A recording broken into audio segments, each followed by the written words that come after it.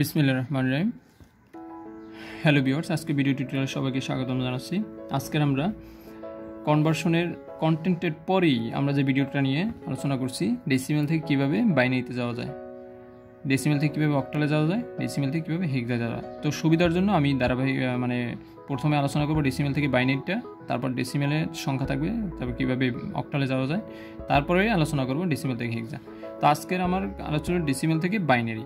তো এইভাবে একটা সংখ্যা থাকবে যে এই ডেসিমেলে দেওয়া আছে 75.105, জাস্ট এরকম দেওয়া আছে, দশমিক আগে দশমিকের পরে এরকম থাকতে পারে। তো এরপরে এরকম থাকবে 2, এখানে 2 লেখা, তার মানে এটা বের করতে হবে, এখানে হট দেওয়া আছে। তো এটা কি হবে, 10-এ আছে, আমাদের বাইনারিতে কি হবে এটা আমাদের বের করতে হবে। তো প্রথমে আমরা এইটু করবো, দশমিকের আগেরটা করবো। দশমিক আগেরটা কীভাবে করবো, যে কোনো অঙ্কই কিন্তু এই নিয়মে করবো, দশমিক থেকে অন্য বাইনারিতে যাওয়ার জন্য এটা আমরা দাগ দিব।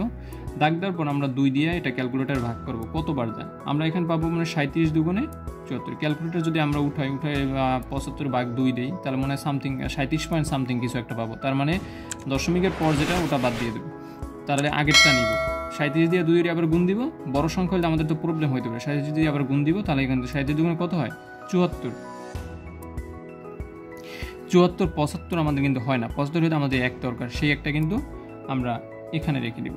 ওকে, এরপর এখানে বাংলা, আমি বাইনারিটা ইংরেজিতে লিখি, বাকিটা বাংলা লিখি, সমস্যা নাই।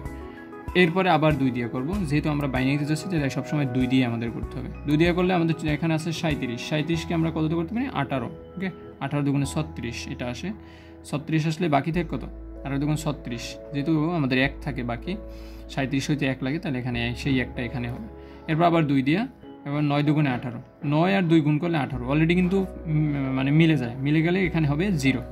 এরপরে আমাদের এই আবার এই 2 আবার 9 রে করবো, তাহলে কত হয়, 4 দুগুণে 8, 4 দুগুণে 8 হয়, 9 হয় না, 9 হইতে 1 লাগে, সেই একটা এখানে হবে। ওকে, এরপরে বাকি আবার 2 দিয়ে করবো, 2 দুগুণে 4, মিলে যায় কিন্তু, মিলে গেলে এখানে 0। এরপরে আমরা আবার 2কে 2 দিয়ে করবো, 2 একে 2, 2 একে 2 যখন হবে তখন কিন্তু মিলে যায়, তার মানে এখানে 0 আসবে। এরপরে যখন আমাদের এই অবস্থাটা দাঁড়াবে, যেমন এই অবস্থাটা বলতে আমরা 2 দিয়ে 1কে করব। ওকে, 2 দিয়ে 1কে করতে যাচ্ছি, এটা কিন্তু ছোট হয়ে যাচ্ছে। যখনই আমাদের এই ভিতরেরটা ছোট হবে, এই ভিতরেরটা আমি আবার বলি, যখন ছোট হবে তখন আমরা এখানে 0 লিখবো, আর এখানে যা থাকবে তাই এখানে লিখবো। কি বললাম, এখানে ইংলিশে লিখছি, তো ইংলিশে লিখি।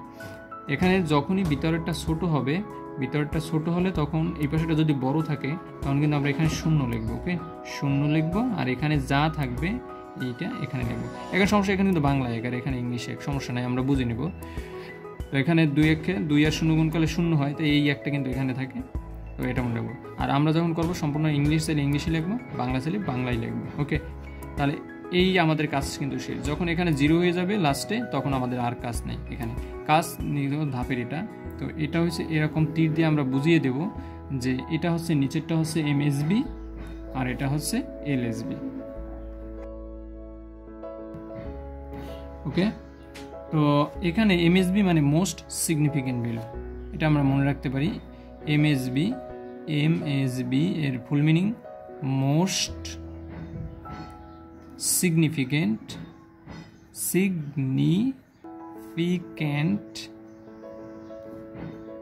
আমরা বিট বলবো, বিট। ওকে, মোস্ট সিগনিফিকেন্ট বিট।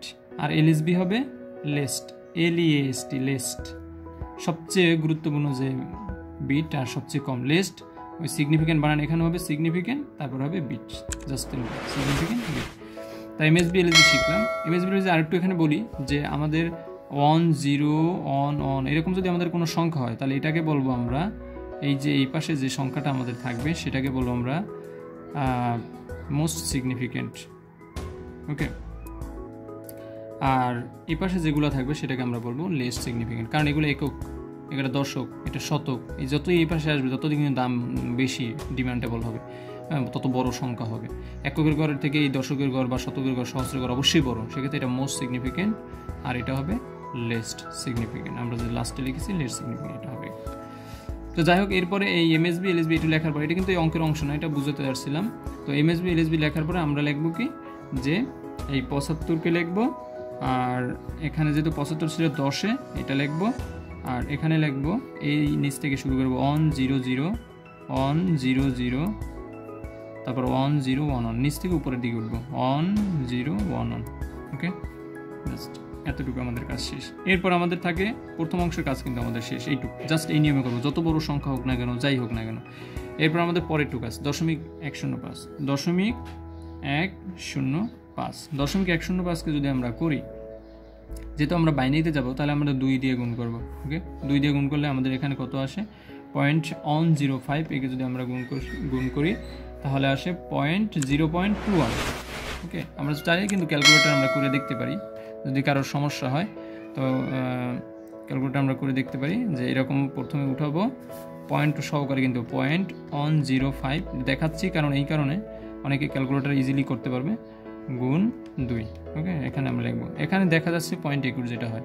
তো প্রথমে দশমিকের আগে কত, দশমিকের আগে 0, দশমিকের আগে যেটা 0 থাকবে আমরা এরকম একটা দাগ নিব, এই 0টা এখানে লিখবো, আর দশমিকের পর যেটা আসে সেটা এই পাশে লিখবো 0.21, তারপরে এই 0.21 এর পাশে লিখবো। এরপরে কি করব, এই 0.21কে আবার উঠাবো, আবার উঠানোর পর আবার গুণ 2 দিব। ওকে, গুণ 2, এরপর আবার সমানে প্রেস করবো 0.42 আসে। তাহলে আমরা এটাকে আবার 2 দিয়ে গুণ করলে কত আসে 0.42 আসে, তারপর আবার কিন্তু 2 দিয়ে গুণ, এরকম আমরা করবো। কমপক্ষে যতবার না যায় আমরা 2 দিয়ে 3 বার করবো। ওকে, তাহলে এখানে আবার 0.42 উঠাবো, গুণ 2, কত আসে 0.84, 0.84। ওকে, আরেকবার করি আমরা, কমপক্ষে 3টা বা 4টা পরীক্ষার সময় করব না গেলেও, আরেকবার করলে 0.84 গুণ 2, উঠানো আছে 0.84, অন্য কিছু নাই, 1.68, এখানে আসে আমাদের 1.68। তো আমরা এটা কিন্তু আরও করা যায়। ওকে, আমরা কিন্তু আর করছি না, সর্বোচ্চ যদি না হয়, এখানে যদি 0 0 না হয়, এখানে যদি 0 0 আসতো তাহলে তো আমাদের আর করতে হতো না, যেটা এটা আরও অনেক যাচ্ছে। দশমিকের পরের ব্যাপারটা আমরা এরকম মনে রাখবো। তাহলে এখানে ফাইনালি আমরা লিখব কি যে 75.105 সমান, এটা যদি 10 আসে 10 লিখবো, এটা আসে, এটা হবে আবার উপরে থেকে নিচে। ওকে, উপরে থেকে নিচে এভাবে হবে, এখানে হবে এমএসবি, এখানে হবে এলএসবি। ওকে, তাহলে এখানে আমাদের আসবে উপরে থেকে 0001, 0001। অঙ্কটা কি আমাদের ফাইনাল 00 হয়েছে? না, 00 যদি হয় না, এখানে 0.68, তাহলে আমরা তো সব করি না, তাহলে আমরা এখানে ডট ডট ডট দিয়ে রাখবো, আরও করা যায়। আর যদি এখানে 00 আসতো তাহলে কিন্তু এখানে আমরা কি করতাম, আর ডট ডট দিতাম না, মনে থাকে যেন এই কথাটা। তার এটা ছিল 2 বিটের। এখন আমরা দুইটা আলাদা আলাদা করে অ্যান্সার লিখলাম, এই একটা অ্যান্সার লিখলাম, এই একটা অ্যান্সার লিখলাম। ওকে, 75 এক জায়গায় লিখলাম, 0.105 এক জায়গায় লিখলাম। ফাইনালি আমরা নিচে জায়গা নেই, তা আমি এখানে লিখছি, তোমরা কিন্তু অবশ্যই নিচে লিখবে। তাহলে এখানে আমরা লিখবো 75.105, এটা এখানে ছিল আমাদের মেইন অঙ্কটা উঠাবে, জাস্ট আমাদের অঙ্কটা কী ছিল সেটাই, 10 সমান সমান আমরা এখানে কি করব, এই প্রথমে 75-এর মান উঠাবো 1 0 0 1 0 1 1, এরপর আমাদের দশমিক আসবে, এরপরে 0, এখানে জায়গা নেই তাই নিচে লিখছি 0 0 1 ডট ডট ডট। ওকে, এখানে 2, এটা আমাদের ফাইনাল অ্যান্সার, এটা আমাদের ফাইনাল, এটা কিন্তু আমি নিচে লিখতাম। তো আশা করি এই নিয়মে কখনো ডেসিমাল থেকে বাইনারি যদি করতে হয় এই নিয়মে সবাই করবে, আশা করি বুঝতে পেরেছো। পরবর্তী ভিডিওটির আমন্ত্রণ জানিয়ে এখানেই শেষ করছি। আল্লাহ হাফেজ।